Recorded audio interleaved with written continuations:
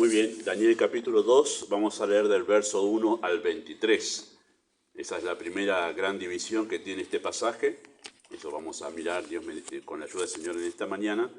Y la próxima vez que volvamos a ver Daniel en 2 semanas o 3, vamos a ver la otra parte, versículo 24 hasta el final. Un capítulo extenso, pero se hace extenso porque se repite 2 veces el tema del sueño, se hace el sueño y después la interpretación, más que nada por ese tramo. Dice así Daniel capítulo 2, verso 1 en adelante de esta manera. En el segundo año del reinado de Nabucodonosor, tuvo Nabucodonosor sueños, y se le perturbó su espíritu, y se le fue el sueño. Hizo llamar el rey a magos, astrólogos, encantadores y caldeos, para que le explicasen sus sueños. Vinieron, pues, y se presentaron delante del rey. Y el rey les dijo: he tenido un sueño y mi espíritu se ha perturbado por saber el sueño. Entonces hablaron los caldeos al rey en lengua aramea. De aquí en más, el libro empieza a ser escrito en el original en arameo. Interesante, este es uno. 2 libros están así, con este idioma, pero empieza a hablarse así escribirse así porque en donde estaba Daniel se hablaba este idioma, y además porque hay una cuestión teológica que vamos a ver cuando veamos la segunda parte, porque aquí empieza a escribirse en arameo. ¿Sí? Muy bien, una mención nomás de lo que allí se dice. ¿Sí? Entonces hablaron los caldeos al rey en lengua aramea. Rey, para siempre vive. Di el sueño a tus siervos y te mostraremos la interpretación. Respondió el rey y dijo a los caldeos: el asunto lo olvidé. Si no me mostráis el sueño y su interpretación, seréis hecho pedazos, y vuestras casas serán convertidas en muradares. Si me mostrareis el sueño y su interpretación, recibiréis de mí dones y favores y gran honra. Decidme pues el sueño y su interpretación. Respondieron por segunda vez y dijeron: diga el rey el sueño a sus siervos y le mostraremos la interpretación. Y el rey respondió y dijo: yo conozco ciertamente que vosotros ponéis dilaciones, porque veis que el asunto se me ha ido. Si no me mostráis el sueño, y una sola sentencia hay para vosotros, ciertamente prepararéis respuesta mentirosa y perversa que decir delante de mí. Entre tanto que pasa el tiempo, decidme pues el sueño, para que yo sepa que me podéis dar su interpretación. Los caldeos respondieron delante del rey y dijeron: no hay hombre sobre la tierra que pueda declarar el asunto del rey. Además de esto, ningún rey, príncipe ni señor preguntó cosa semejante a ningún mago, ni astrólogo, ni caldeo, porque el asunto que el rey demanda es difícil y no hay quien lo pueda declarar al rey, salvo los dioses cuya morada no es con la carne. Por esto el rey, con ira y con gran enojo, mandó que matasen a todos los sabios de Babilonia. Y se publicó el edicto de que los sabios fueran llevados a la muerte, y buscaron a Daniel y a sus compañeros para matarlos. Entonces Daniel habló sabia y prudentemente a Arioc, capitán de la guardia del rey, que había salido para matar a los sabios de Babilonia. Habló y dijo a Arioc, capitán del rey: ¿Cuál es la causa de que este edicto se publique por parte del rey tan apresuradamente? Entonces Arioc hizo saber a Daniel lo que había. Y Daniel entró y pidió al rey que le diese tiempo, y que él mostraría la interpretación al rey. Luego se fue Daniel a su casa e hizo saber lo que había a Ananías, Misael y Azarías, sus compañeros, para que pidiesen misericordia del Dios del cielo sobre este misterio, a fin de que Daniel y sus compañeros no pereciesen con los otros sabios de Babilonia. Entonces el secreto fue revelado a Daniel en visión de noche, por lo cual bendijo Daniel al Dios del cielo. Y Daniel habló y dijo: sea bendito el nombre de Dios del siglo en siglos, porque suyos son el poder y la sabiduría. Él muda los tiempos y las edades, quita reyes y pone reyes, da la sabiduría a los sabios y la ciencia a los entendidos. Él revela lo profundo y lo escondido, conoce lo que está en tinieblas y con él mora la luz. A ti, oh Dios de mis padres, te doy gracias y te alabo, porque me has dado sabiduría y fuerza, y ahora me has revelado lo que te pedimos, pues nos has dado a conocer el asunto del rey. ¿Oramos? Amado Padre Celestial, nosotros nos postramos ante la Escritura en esta mañana, deseando que sea tu Espíritu el que hable más allá de lo que hemos de decir en este momento, revelando los pensamientos de nuestros corazones, llevándonos a pensar seriamente en nuestra relación contigo. Deseamos, Padre, que un pasaje tan magnífico como el que estamos considerando, con una verdad tan trascendente en la escatología, deseamos entrar con temor y reverencia para decir lo que el texto nos enseña. Deseamos, Padre, que incluso las verdades que vemos en la vida de aquellos hombres puedan ser de impacto en nuestros corazones. Pedimos tu bendición en el nombre de Jesús. Amén. ¿Ha atravesado alguna crisis alguna vez? Y todos podemos levantar la mano. Quizás algunos que están en los primeros pasos en la vida dirán, ¿qué es una crisis? Bueno, pero los que tenemos cierta edad podemos levantar la mano y decir, sí, pastor, ya hemos pasado más de una crisis. Es interesante que esa palabra crisis proviene de la misma raíz de donde proviene la palabra crítica.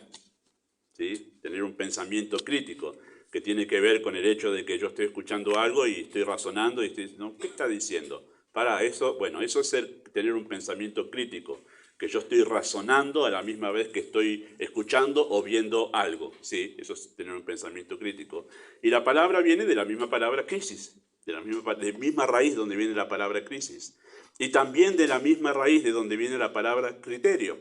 La palabra criterio tiene la misma raíz etimológicamente que la palabra crisis. Y la palabra criterio significa tener un razonamiento adecuado. Solemos decir, no, mira vos qué criteriosa que es esta persona, cómo está hablando en este momento. Eso se nota que tiene criterio, porque tiene un pensamiento adecuado al momento, a la ocasión, o con quién está hablando. Eso tiene criterio. Bueno, esas tres palabras vienen de la misma raíz: crisis, crítica y criterio, ¿sí? Y es importante tener en cuenta eso.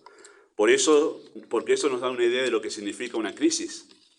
¿Sí? A veces pensamos en una crisis y la imagen es una persona con los pelos parados de punta, los ojos desorbitados y las manos para arriba. Está en crisis, decimos. Bueno, la idea en realidad de la palabra es esta. Una crisis es una situación que nos obliga a pensar y reflexionar sobre asuntos que en momentos de prosperidad y quietud no le prestamos mucha atención. Así que una crisis no necesariamente nos tiene que poner los pelos de punta, pero sí tiene que llevarnos a la reflexión. Eso es una crisis, una situación que nos obliga a nosotros a reflexionar sobre asuntos que en otros momentos no les prestamos mucha atención. Así que una crisis nos predispone a nosotros o predispone nuestro ánimo a pensar seriamente sobre asuntos que solemos tomar livianamente en otras situaciones. Pero en una crisis se vuelven relevantes. Por ejemplo, una crisis en nuestra salud nos obliga a pensar seriamente sobre el cuidado de nuestro cuerpo. Una crisis en la educación formal en el Estado nos obliga a pensar a los padres seriamente a dónde voy a mandar a mi hijo ahora con toda esta tendencia de ideología de género. Entonces empiezan a preocupar por cosas que antes no se preocupaban. Una crisis en la iglesia nos obliga a pensar seriamente sobre nuestro compromiso con los hermanos. Una crisis con nuestro cónyuge o en nuestra vida conyugal nos obliga a pensar seriamente sobre nuestras responsabilidades matrimoniales. Una crisis en la economía del hogar nos obliga a pensar seriamente en qué estamos gastando el dinero. Que cuando no está la crisis, gastamos el dinero en cualquier cosa y después cuando viene la crisis, wow, pará, ¿en qué estamos usando? Bueno, esa es la idea de una crisis. Nos hace reflexionar, nos hace pensar. Y lo interesante de esas situaciones, esa situación llamada crisis o que llamamos crisis, es que Dios suele utilizar la crisis como una forma de prepararnos para responder adecuadamente a su voluntad. La crisis es un instrumento en el trato de Dios con los suyos, ¿sí? Dios trae crisis en la vida, todos pasamos crisis, pero Dios la utiliza de una manera particular en la vida de los suyos para prepararnos, para predisponernos de la manera adecuada para saber cómo responder a su voluntad. Una crisis, por ejemplo, puede hacernos pensar seriamente en un cambio de rumbo. No lo consideramos que hay que tomar un rumbo diferente hasta que entramos en una crisis. Dios nos lleva ahí para hacernos pensar que hay que cambiar de rumbo. Lo que estás siguiendo, lo que estás haciendo, no es lo que debes hacer. A veces una crisis puede hacernos reflexionar seriamente en la necesidad de un cambio de actitud. Pensaba en un montón de ejemplos en cuanto a esto en la Escritura, pero que a veces no necesariamente es cambiar de rumbo, sino cambiar de actitud. A veces pensamos, tengo que salir de esta situación, no lo aguanto más, y en realidad Dios nos lleva a una crisis para decir, no, el que tenés que cambiar sos vos. Es tu actitud ante esta situación que debe cambiar. Y una crisis nos lleva a eso a veces, simplemente a cambiar nuestra actitud y vemos cómo todo el entorno cambia. Pero en realidad no cambia el entorno, lo que cambió fue nuestra perspectiva de la situación y ya no es un problema, porque la crisis nos llevó a cambiar la actitud que teníamos ante determinada situación. Una crisis puede llevarnos a pensar en la necesidad de terminar con ciertos compromisos que son un freno en nuestro avance espiritual. A veces pasa eso, no nos damos cuenta que hay ciertos compromisos que son un estorbo en nuestra vida espiritual con el Señor, hasta que somos llevados a una crisis y decimos, wow, me doy cuenta ahora que realmente todo esto era un estorbo, todo esto era secundario a la luz de lo primario, pero hasta que no entramos en una crisis no nos damos cuenta de eso. Una crisis nos obliga a pensar seriamente en hacer los ajustes necesarios para entrar en una nueva etapa de servicio a Dios. Usted puede hacer su estudio, es un lindo estudio ese, pero va a notar que a cada persona que Dios llamó de una manera particular para hacer un trabajo particular, entraron en crisis. Entraron en crisis. Tenemos el famoso caso, pero lo cito porque es muy conocido, es el de Moisés. Cuando Dios lo llamó, no cuando él quiso ir. La primera vez fue por sus medios. Dios no lo había llamado y hizo un desastre. Pero la segunda vez, a los 80 años, Dios llama a Moisés para que vaya a liberar al pueblo y entra en crisis. ¿Por qué entra en crisis? Porque había que hacer ajustes. ¿Qué significa hacer ajustes? Dios quiere que haga esto y para eso voy a tener que dejar esto, cambiar esto, ordenar esto. Hay que hacer ajustes. Y eso produce una crisis en la vida de una persona. Y entonces ahí es donde nosotros entramos en esa situación donde reflexionamos y pensamos seriamente, ¿qué voy a hacer con todo esto cuando Dios me pide esto? Bueno, a veces la crisis sirve para eso, obligarnos a hacer un ajuste en nuestra vida, en nuestra rutina, en lo que sea, para poder estar en la voluntad de Dios. Una crisis puede obligarnos a pensar a pensar en la difícil decisión de volver pasos atrás porque emprendimos un camino equivocado. Yo puedo pensar en mí, en esta. Ya escribí esto, wow, me acordaba de las veces que Dios me hizo volver pasos para atrás. No es fácil volver pasos para atrás porque requiere mucha humildad, mucha humillación. Hay que reconocer que uno se equivocó en emprender un camino. Pero una crisis puede llevarnos a eso. Dios tiene que llevarnos a una crisis para decir, hasta acá. No te voy a dejar seguir yendo en este camino equivocado. Es hasta acá donde vos tenés que, te voy a dejar ir. Porque estás en el camino equivocado. Volver pasos para atrás. ¿Se acuerdan a la iglesia de Éfeso? Lo que le escribe Cristo en el libro de Apocalipsis. Recuerda, por tanto, dónde has caído. Arrepiéntete y haz qué cosa. Las primeras obras. Pasos atrás. Pasos atrás. Interesante, ¿no? Que la Biblia no ve mal que volvamos pasos atrás si vemos que hicimos las cosas mal. Hay que retomar el camino y empezar de nuevo. No son pocos los creyentes que tienen que volver pasos atrás porque en verdad no han comenzado su vida cristiana de la manera apropiada. Una crisis a veces puede llevarnos a eso. Vamos pasos para atrás. Lo puedo pensar, digo a esto porque en parte de mi llamado al ministerio, Dios me hizo volver pasos para atrás. Porque empezamos de una manera muy apresurada. Yo era muy jovencito, tenía 17 años y hasta hubo una oferta en ese tiempo de ser pastor a esa edad. Gracias a Dios que Él me libró de ese gran daño que yo podía haber hecho a muchas personas a esa edad de tan poca experiencia. Pero llegó el punto y dijo, basta acá, y tuve que volver pasos atrás para empezar de nuevo y bien. Una crisis puede servir para dejar de jugar con el pecado y verlo con la seriedad que Dios lo ve. ¿Cuántas veces no somos tan livianos con el pecado? No nos importa, decimos, total, Dios me perdona, Él tiene gracia, Él me entiende, Él sabe que soy débil, y lo manejamos así casi jugando al pecado, hasta que entramos en crisis. Y cuando llega la crisis, digo, no, la verdad que ahora me doy cuenta, estoy en un lugar terrible en lo que estoy haciendo. Esto es terrible delante de Dios. Bueno, una crisis sirve para hacernos reflexionar sobre cómo nosotros estamos tratando con el pecado. En términos generales, no solemos tomar en serio las cosas hasta que estamos en una crisis. Hasta que estamos en una crisis. No solemos. No vamos a hablar en este tiempo en la reunión, ¿sí? Vamos a escuchar. En términos generales, no solemos tomar en serio las cosas hasta que estamos en una crisis. Por eso que necesitamos ser introducidos en ellas para que nuestro corazón preste atención a lo importante. Bueno, importante.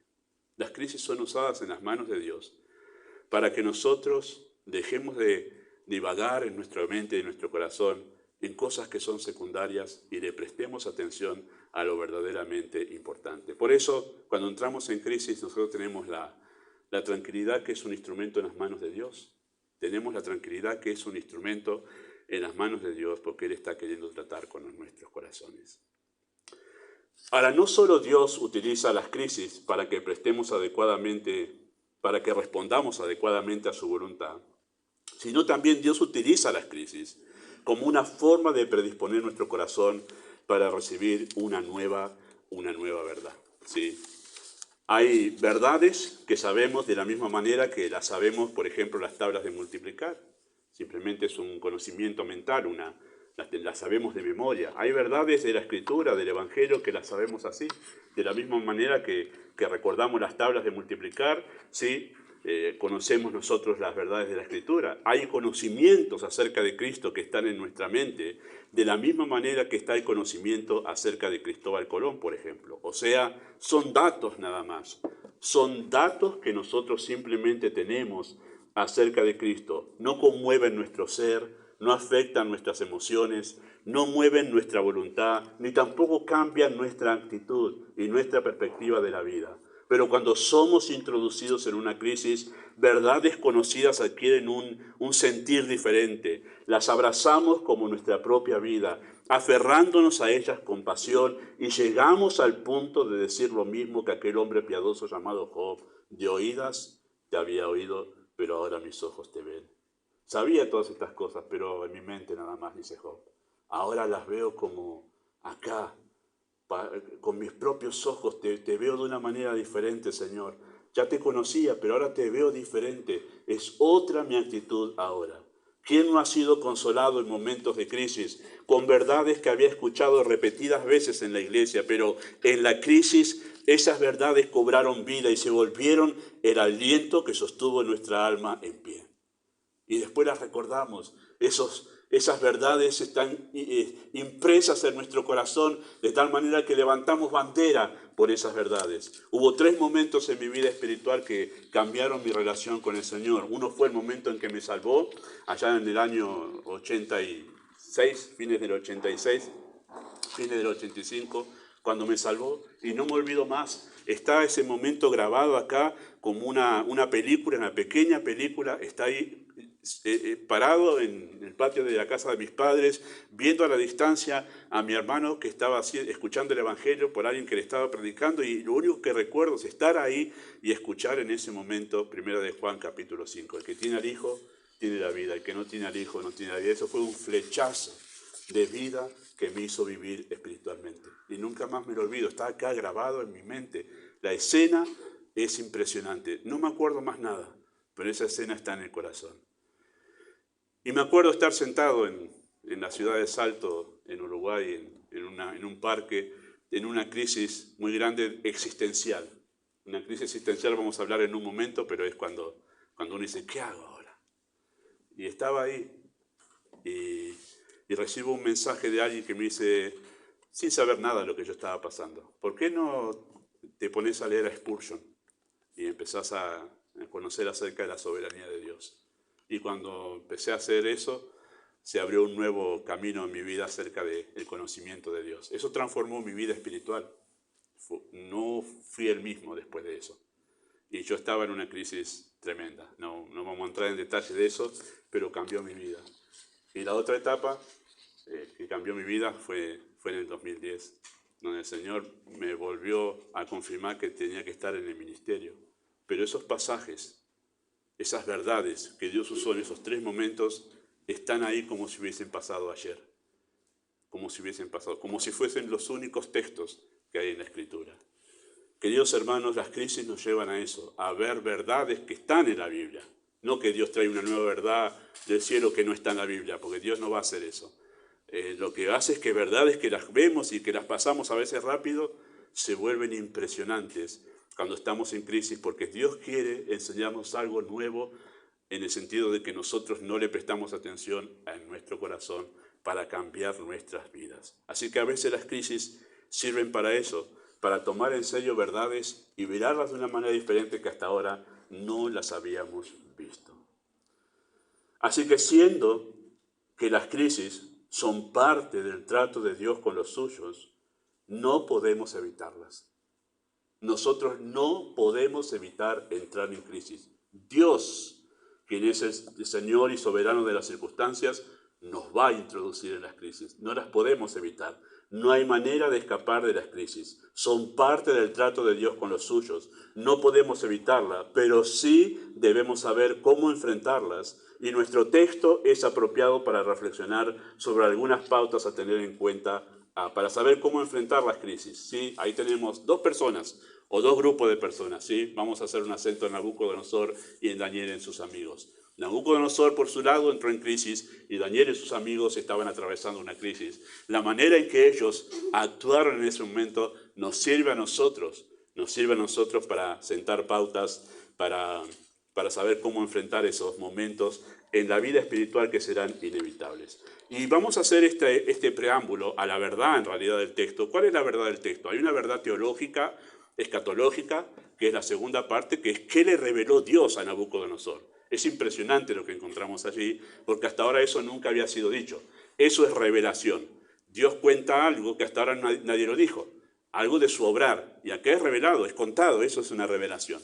¿Sí? Y acá Dios lo reveló algo y tiene que ver con el momento que estaban viviendo. Pero antes de eso, el preámbulo de esa gran verdad que Dios entrega es una crisis. El preámbulo de esa gran verdad que Dios entrega es una crisis. Así que no le parezca raro que el preámbulo de algo que Dios quiere enseñarle a usted, que hasta ahora no le prestó atención, sea una crisis. No le parezca raro. Dios suele usarlo así. Ponernos en crisis para predisponer nuestro corazón a recibir tamaña verdad. Fue hecho con Pablo. Pablo dice, para que la grandeza de las revelaciones no me saltase desmedidamente, entré en crisis. Dios me dio un aguijón que me llevó incluso a pedir 3 veces que el Señor lo quite de mí. Entró en crisis, pero para recibir de la manera adecuada una gran verdad que Dios quería enseñarle a él. Así que vamos a ver en primer lugar la crisis de Nabucodonosor. La crisis de Nabucodonosor. Este hombre experimentó lo que solemos llamar una crisis existencial. Experimentó esto. Notemos lo que dice el verso 29. No lo llegamos a leer al comienzo, pero noten lo que dice el versículo 29, cuando ya Daniel está interpretando, ¿sí?, el sueño. Dice versículo 29 de esta manera: estando tú, oh rey, en tu cama, te vinieron pensamientos por saber lo que había de ser en lo porvenir, y el que revela los misterios te mostró lo que ha de ser. El rey pidió a los sabios, a los agoreros, a los encantadores, todos eran los consejeros del rey, ¿sí? Todos eran los consejeros del rey ahí en Babilonia. Y después vamos a mirar lo que él mismo opinaba de sus consejeros, ¿sí? Pero solo uno, en verdad, el asunto del rey, solo uno podía revelarlo. ¿Quién era? Dios, no Daniel, era Dios. Interesante que ellos tenían razón en ese asunto. Pero es interesante que él le pidió a los agoreros y encantadores que no vamos a hablar en este momento en la reunión, sí, muy bien. Así que le pidió a los agoreros y a los encantadores que en realidad ellos le dijesen qué soñó y se lo interpretasen. 2 cosas, qué soñó y que interpretasen qué significaba eso. ¿Qué hizo Daniel? Le dijo 3 cosas que él no pidió. Y creo que lo hizo quizá por vergüenza o por temor, no sé, pero la previa a esos sueños es que él estaba pensando qué va a ser de mí acerca del futuro. Y Daniel le dice, también Dios sabe que vos estabas pensando qué va a ser acá del futuro. No solamente qué soñaste, no solamente Dios te da la interpretación, sino también te dice por qué en verdad vos estabas en esta situación. Porque empezaste a pensar acerca del futuro. Estando en tu cama te vinieron pensamientos por saber lo que había de ser en lo porvenir.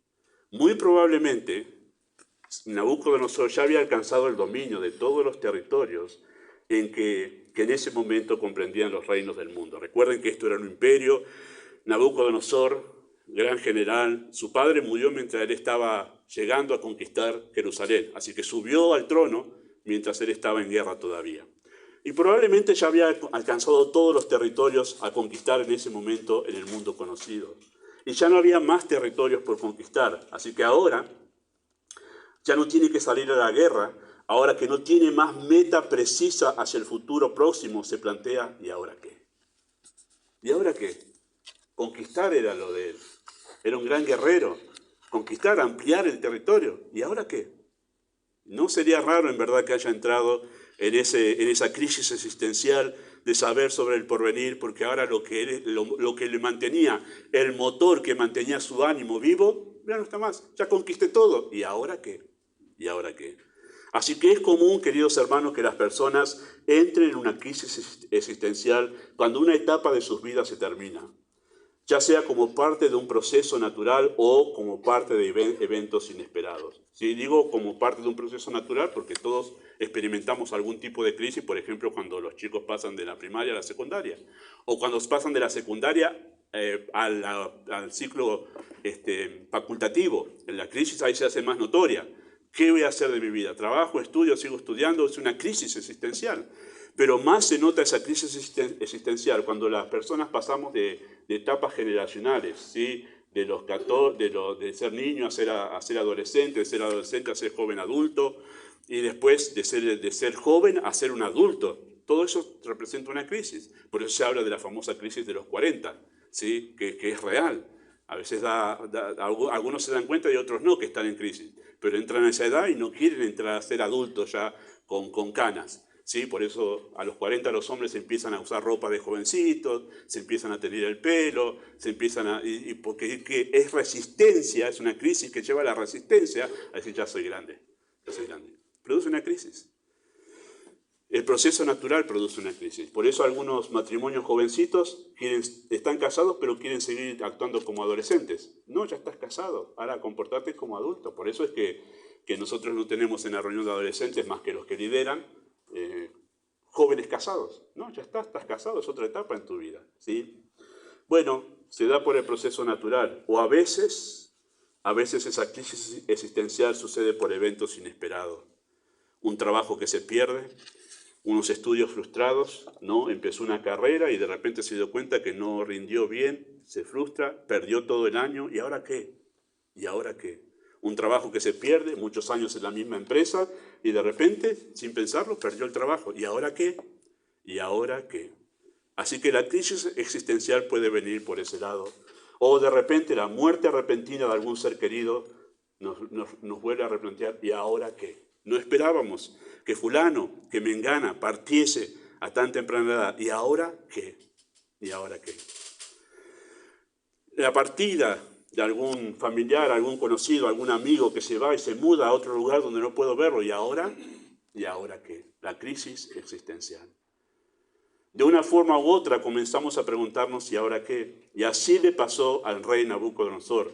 Al mismo tiempo que se preguntó esto, tuvo esos sueños. Él estaba en su cama preguntándose, ¿qué será del porvenir? ¿Ahora qué? Que ya no tengo más que conquistar. Y ahí Dios le responde. Y le responde en sueños.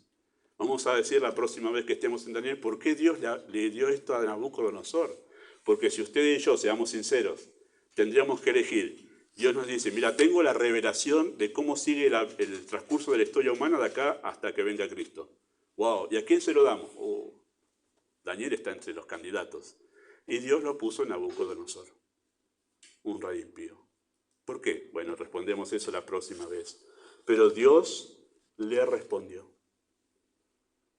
Él estaba pensando acerca del porvenir y Dios en sueños le respondió.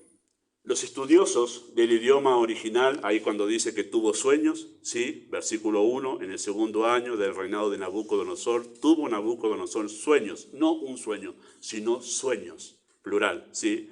Los entendidos del idioma original señalan que al usarse el plural, sí, indica que tuvo una serie de sueños o una repetición del mismo sueño durante un periodo de tiempo, un lapso de periodo de tiempo, ¿sí?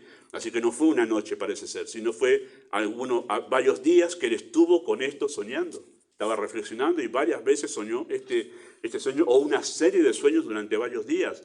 Así que la angustia de este hombre era por varios días y quizás semanas, ¿no? Lo que sucedió allí. Así que al parecer el rey entendió al parecer el rey, y esto es una especulación mía por lo que veo en el comportamiento del rey aquí, ¿sí?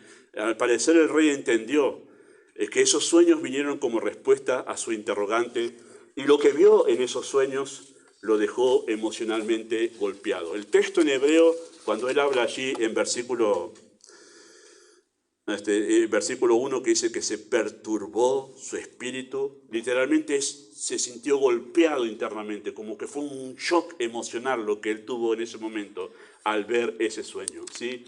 La imagen que había visto, eso lo vamos a ver la próxima, ¿sí? Ustedes que conocen el texto saben que después el sueño de Nabucodonosor consistía en una gran imagen de un gigante, ¿sí? que la cabeza era de oro y después iba reduciéndose en valor de metales hasta llegar a los pies, que era barro mezclado con hierro. Y después toda esa imagen, viene una piedra cortada no con mano, que es la representación de Cristo, el reino de Cristo viene a instalarse en este mundo, entonces dice, desmorona toda esa imagen.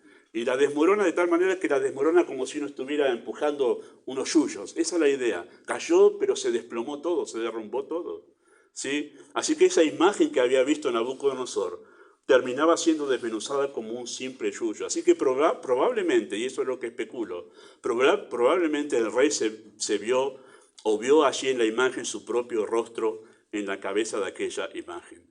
Y esa puede ser la razón por la que por lo cual aquello lo desequilibró emocional y espiritualmente, ¿no? Noten el verso 38, cuando Daniel le revela el sueño.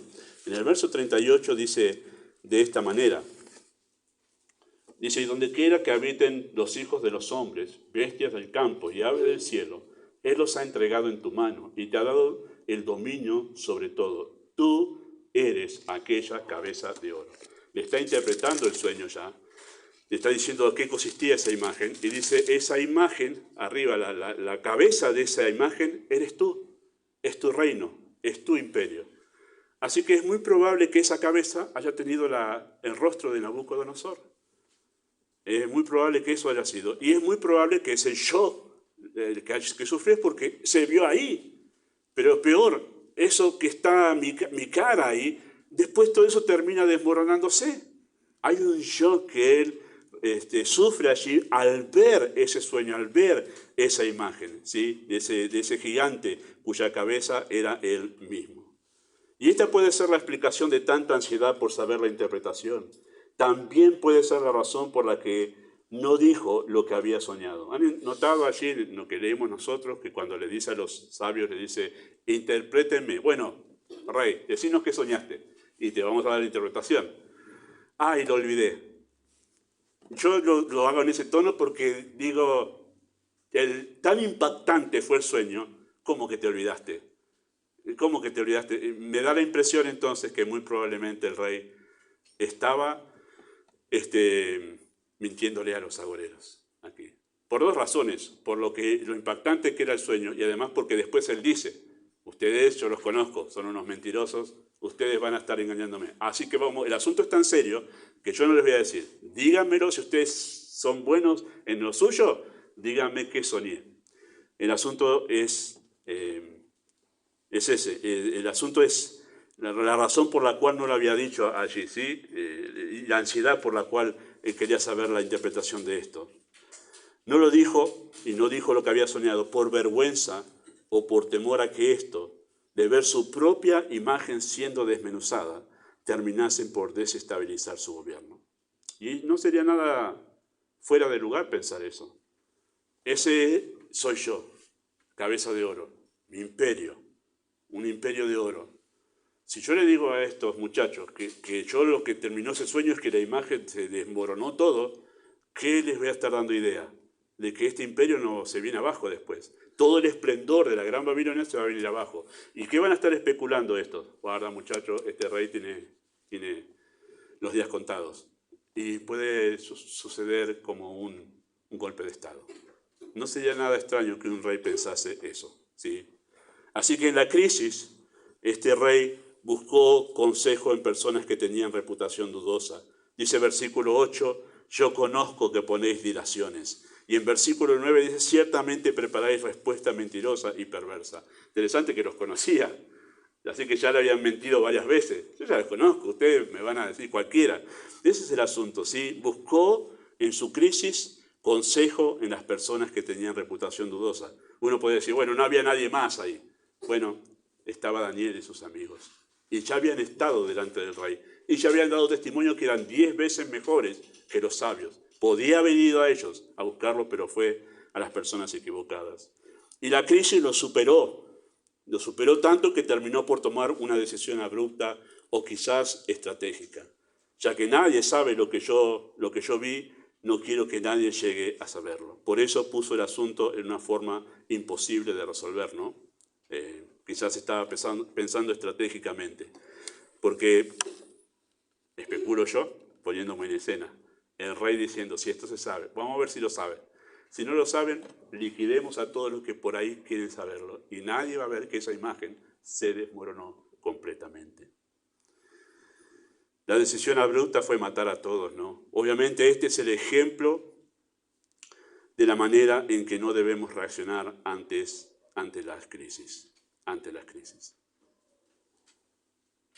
Creo que las crisis existenciales son las más difíciles de resolver, queridos hermanos, porque nos negamos a los cambios. Una crisis existencial significa que un cambio se va a producir en nuestras vidas y nos negamos a los cambios. Es más, si eso requiere dejar cosas y personas atrás, se hace más difícil. Algunas personas caen en la ira y tratan de tomar el control de las circunstancias, quizás tratando de que las cosas resulten de otra manera. Cuando viene la crisis existencial, las personas que tienden a la ira, como el caso del rey acá, que explotó en ira, tratan de tomar el control de la situación.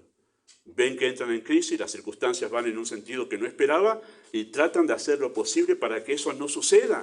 La persona que tiende a la ira trata de hacer eso, trata de manipular las circunstancias para tratar de hacer lo imposible, que es dominar las circunstancias, y el único que puede dominarlas es Dios. Pero tiende a la ira. Con ira y con enojo trató de manejar lo que era imposible para él manejar.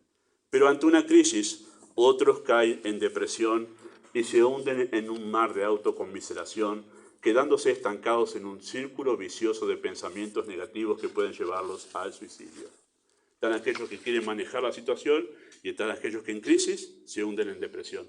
Se dejan manejar por la situación y son llevados a recluirse en su propia vida, en su propio mundo, en su propio corazón, hasta terminar en un vicio de pensamientos negativos. Todo me pasa a mí, nadie me quiere, yo soy lo peor del mundo, todo, hasta que terminan suicidándose. Sucede así. Las maneras de no reaccionar ante una crisis. Vamos a ver ahora nosotros en segundo lugar la crisis de Daniel y de sus amigos, que está allí también en el texto. ¿Sí? La crisis en la que fueron introducidos de manera abrupta, la podemos calificar como una crisis terminal. ¿Sí? Una crisis terminal. Versículo 13 dice así de esta manera, en el verso 13, allí en el texto. Dice, y se publicó el edicto de que los sabios fuesen llevados a la muerte, y buscaron a Daniel y a sus compañeros para matarlo. Punto. Ahí está. Matamos a todos. Y ellos no estaban enterados de lo que había pasado. Evidentemente no estaban con el grupo de los astrólogos y sabios. Estaban por alguna razón, quizás porque recién habían pasado 3 años. ¿Se acuerdan? Capítulo 1, 3 años estuvieron, se cumplieron. Y usted dice, no, pero ahí dice que estaba el segundo año de Nabucodonosor. Lo que no se está contando ahí es el año de ascensión. Por eso se cuentan, después del año de ascensión se empieza a contar 1 y 2 como contaban los babilónicos. Pero ya era el tercer año. Quizá porque recién habían terminado su tiempo de preparación, no estaban ahí, en ese lugar con los sabios de Babilonia. Así que los buscaron para matarlos sin previo aviso. Una crisis terminal. ¿Sí? Son puestos en una situación donde ya saben que no hay vuelta atrás y donde ya saben lo que va a suceder. Eso es una crisis terminal, donde ya sabemos que acá no es que hay un interrogante, acá sabemos que se terminó el asunto. Ellos ya conocían la crueldad la determinación y la soberbia con la que este hombre solía proceder. Si el rey dio la orden de matarnos, ya está. Esa orden es irrevocable. Conocemos a este rey. Pero ante esta crisis terminal, donde ya está determinado nuestro destino, ellos, en primer lugar, supieron mantener la calma. Noten lo que dice el verso 14, es impresionante esto. Usted recuerde que lo que vamos a leer, estamos hablando de hombres entre 20 y 23 años. ¿Sí? Ya habían pasado 3 años, así que o tenía 17 o tenía 20, pero es entre 20 y 23 años. Y noten lo que hacen estos jóvenes maduros ante esta crisis, donde ya se determina su fin. Verso 14 dice así, de esta manera: entonces Daniel habló sabia y prudentemente a Arioc, capitán de la guardia del rey, que había salido para matar a los sabios de Babilonia. Interesante, ¿no?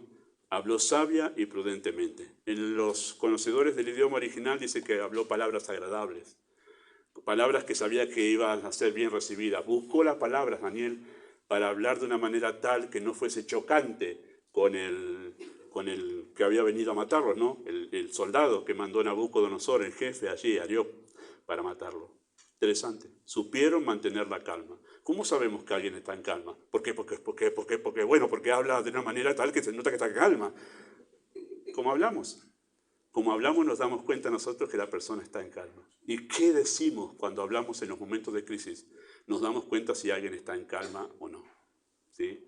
O explotamos, o vamos al choque, ¿no? Están las personas que entran en crisis y van al choque. ¿Qué les pasa? Enseguida levantan la guardia para defenderse o bajar en tierra a cualquiera que venga y se ponga en el camino, ¿no? Bueno, este joven habló sabia y prudentemente. Muestra la calma de su corazón en un momento que le dijeron, venimos a matarte. Y esto no era como trámite en la ventanilla. Te venimos a matar, te aviso, ¿querés que te lo firme? ¿No? Te venimos a matar. Y era la orden de uno de los reyes más crueles que podemos encontrar en la Escritura. Pero habló sabia y prudentemente. Esto nos enseña mucho, queridos hermanos, cómo debemos reaccionar nosotros en las crisis. Habla a los creyentes, los que tenemos la gracia suficiente para saber que podemos nosotros mantener la calma y poder pensar lo que estamos diciendo, lo que no debemos decir, a quién debemos decirlo, cómo debemos decirlo y cuándo debemos decirlo. Eso es sabiduría, pero eso también muestra la calma del corazón de aquellos que entran en crisis y la atraviesan de una manera tal que honran al Señor. En segundo lugar, supo pensar teológicamente acerca de la crisis. Noten lo que dice verso 16. Verso 16 dice de esta manera, dice, y Daniel entró y pidió al rey que le diese tiempo y que él le mostraría la interpretación al rey. ¿Cómo aseguró Daniel que le iba a dar la interpretación si él todavía no la tenía, la interpretación? Y no la sabía, y ni siquiera sabía. Recién ahí el capitán le contó, ¿por qué el rey nos manda tan apresuradamente a matar? Y ahí tomó el tiempo el jefe para decir, mira, pasó esto, pasó esto, y por esta razón, y el sueño del bueno, todo esto. Y entonces dice, yo le voy a mostrar la interpretación, pero dame tiempo, que nos dé tiempo. Uno dice, bueno, yo haría lo mismo para ganar tiempo, ver la manera de cómo nos escapamos de Babilonia, hacemos las valijas y nos vamos. Pero no era eso, después vemos que no era eso. ¿Cómo sabía él que iba a darle la interpretación? Una razón muy simple. ¿Dónde estaba el sueño? ¿Dónde estaba el sueño? ¿Dónde quedan nuestros sueños? Muy bien, en el subconsciente, en nuestra mente, en nuestro corazón, en nuestra alma, puede llamarlo usted. ¿Por qué los sabios le dijeron, lo que usted pide, rey, ningún hombre puede hacerlo, salvo los dioses, cuya morada no es con la carne? Claro, ellos hablaban de las divinidades en sentido plural. ¿Por qué? Porque nadie, querido rey, le diría a uno si pudiera decirle al rey, querido rey, lo que estás pidiendo es que yo me meta en tu mente, indague ahí y vea dónde está el sueño que vos me decís que te olvidaste. Hay que entrar a la mente del rey, examinar, hacer el recorrido, buscar las neuronas, dónde está eso, y ahí podés decir, ya está. Hay una película llamada El Origen, muy buena película. Esa película plantea esta idea. Plantea la idea de entrar en el subconsciente de otra persona por medio del sueño, sembrar una idea dentro del subconsciente, cosa que la persona después cambie su manera de pensar. Pero claro, es una ficción, porque eso es imposible. Nadie puede entrar, y es el poder que todos quisiéramos tener, ¿no? Saber qué es lo que está pensando el otro. ¿Y por qué Daniel entonces aseguró que le iba a dar la interpretación? Porque él conocía al único que puede saber lo que el rey estaba pensando. Él conocía al único que puede entrar en la mente del rey y ayudarlo al rey, darle la respuesta al rey que él estaba exigiendo. Interesante, ¿no? Qué interesante. Daniel podía asegurar eso porque pensó teológicamente. ¿Qué significa pensar teológicamente en una crisis? Es recordar quién es Dios, cómo es Dios y cómo obra Dios para poder tener una respuesta en esta situación. Nosotros solemos pensar centrados en nosotros en las crisis, pero Daniel no pensó centrado en sí, ni en su capacidad, ni en nada. Él pensó que puede hacer Dios acá, que está haciendo Dios acá. Eso es pensar teológicamente en una crisis. Y por eso él pudo tener una respuesta apropiada para el rey en ese momento, porque él se acordó cómo es Dios, cómo obra Dios y qué dice Dios. Él dijo, Dios tiene la respuesta para esto. Es más, después vamos a mirar en la interpretación que él dice, el rey tiene que saber que esto ha sido revelado a mí, pero no porque yo sea mejor que los otros mortales. Esto porque Dios quiere darte a conocer algo que solo en su soberanía sabe por qué, pero solo él tiene la respuesta. Él pensó teológicamente en ese momento. Además, en la crisis, Daniel supo tener valor para hacer lo correcto en medio de la crisis. Hacer lo correcto en medio de la crisis. El mismo verso 16 dice que él entró y pidió al rey que le diese tiempo. Que le diese tiempo. Enfrentar al rey con tanta confianza y calma requería de mucho valor. De mucho valor. ¿Se imaginan? Rey, conquistador. Dice después en la interpretación, el Señor te ha dado los reinos de todo el mundo. Bestias y aves han sido entregados bajo tu dominio, le dice Daniel. O sea, más grande que él en ese momento en el mundo no había nadie. Y él, un jovencito de un pueblito en la tierra de Israel, viene acá y le pido permiso al rey. Hay una orden de muerte, pero pido permiso para decirte algo. Te voy a dar la interpretación. Hay que ser muy valiente. Cualquiera diría, mira, podría ir el jefe diciendo, bueno, vamos a llevar la bolsa preparando porque a este lo van a cortar la cabeza. Hay que ser muy valiente para hacer lo correcto en medio de la crisis. Va a hablar con la persona que debe hablar, que es la persona en autoridad y además aquel que emitió la sentencia. Y digo esto, hacer lo correcto en la crisis, porque, por ejemplo, los jóvenes suelen eludir la responsabilidad de hablar con sus padres en momentos de crisis. Van a hablar con cualquiera, a pedir consejo a cualquiera, menos a sus padres. Menos a sus padres en tiempos de crisis. No hacen lo correcto. No hacen lo correcto. Miembros de iglesia van a pedirle consejo a cualquier otro pastor o a los pastores de internet, en vez de ir a hablar con su pastor. No hacen lo correcto en momentos de crisis. Tremendo, ¿no? Tremendo lo que pasó aquí. Hizo lo correcto hablando con la persona que debía hablar en ese momento, muy a pesar de todo el peligro que eso implicaba. ¿Sí? Mayor valor requería en ayudar a este rey. Él había sido tan cruel con su pueblo. Valor para hacer lo correcto con un hombre que no merecía esto.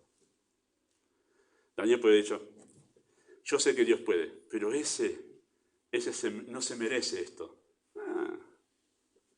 Que se lo diga a otro, no.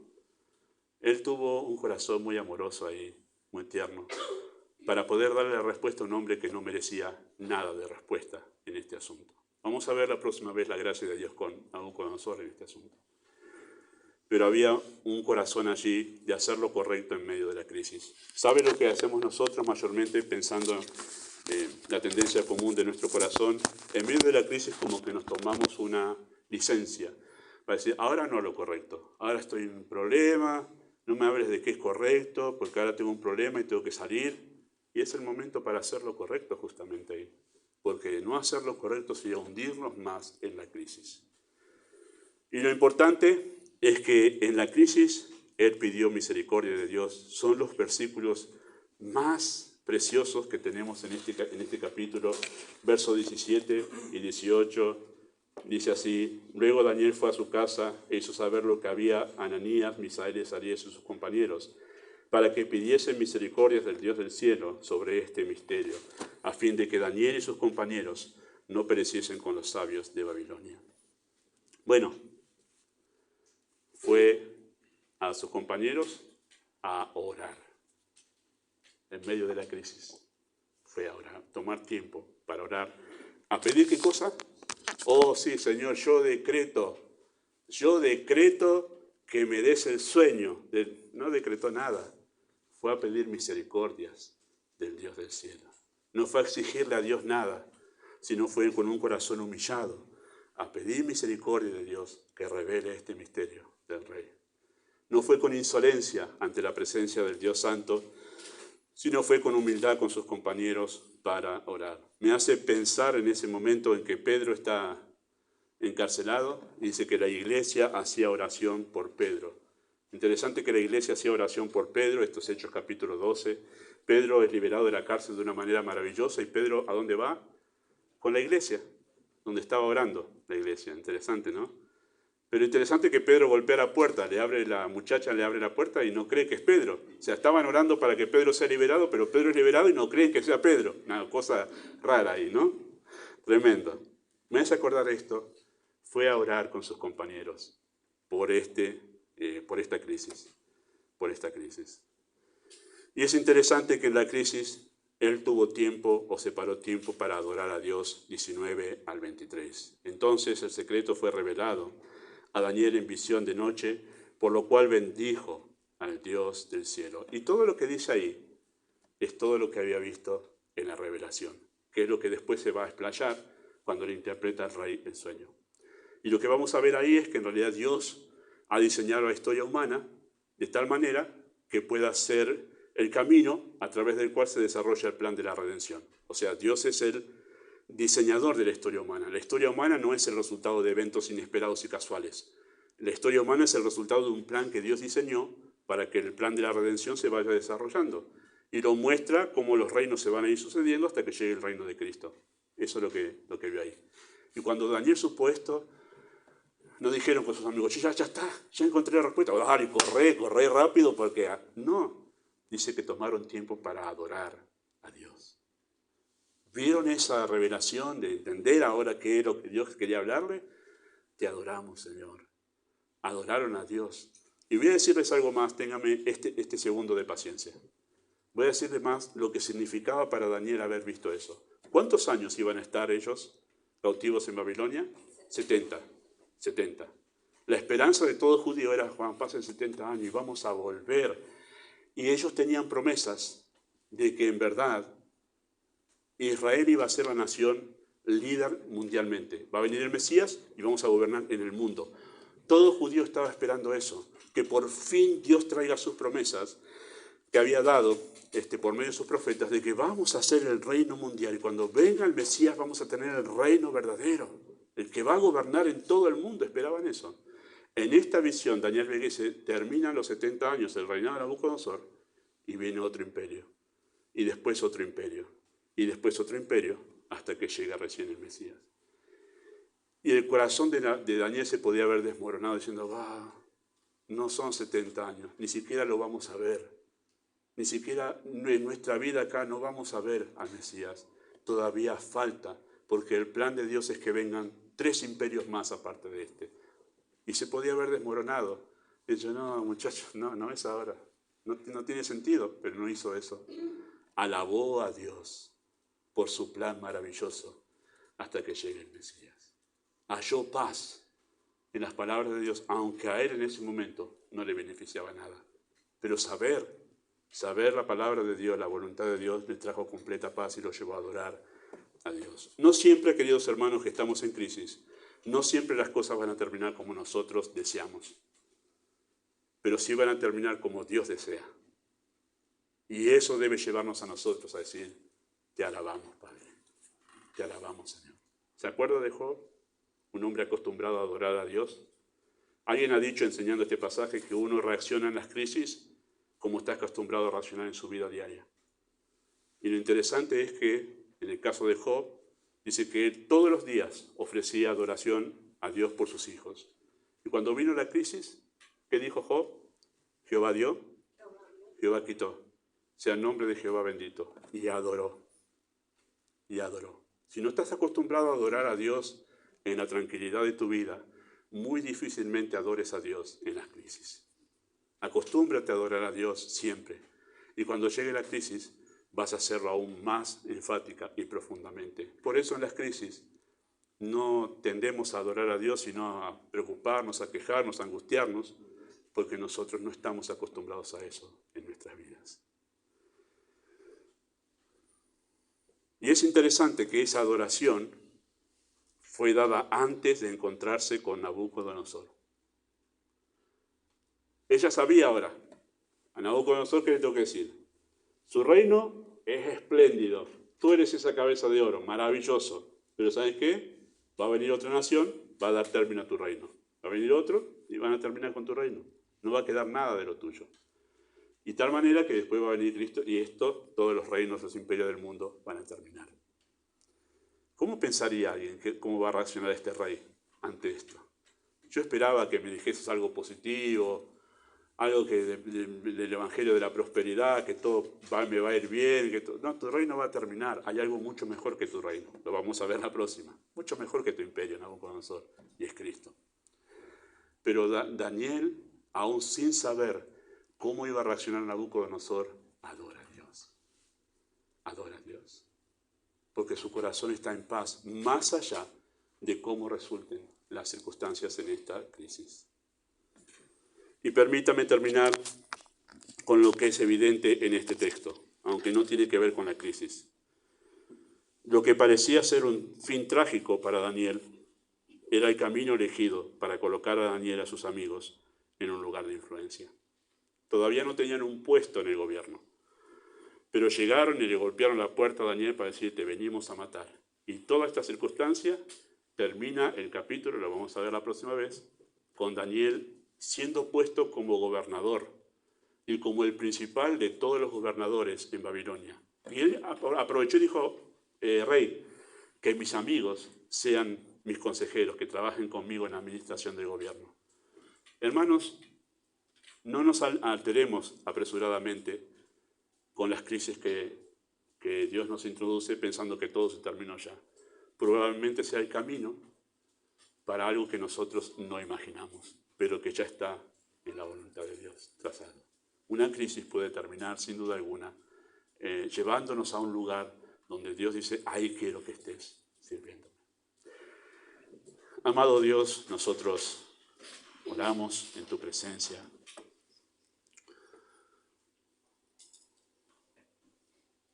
Rogando, Padre, que tú hables más allá de lo que hemos dicho en este momento. No es fácil entender tu obrar, las circunstancias en que nos introduces, pero deseamos nosotros tener esa gracia que tuvo Daniel para reaccionar de la manera apropiada, para terminar en nuestros corazones adorando tu nombre, no envueltos en un mar de autoconmiseración, sino adorando el glorioso nombre de Cristo. Pedimos esto en el nombre de Jesús. Amén. Muy bien, mientras Pablo sube allí,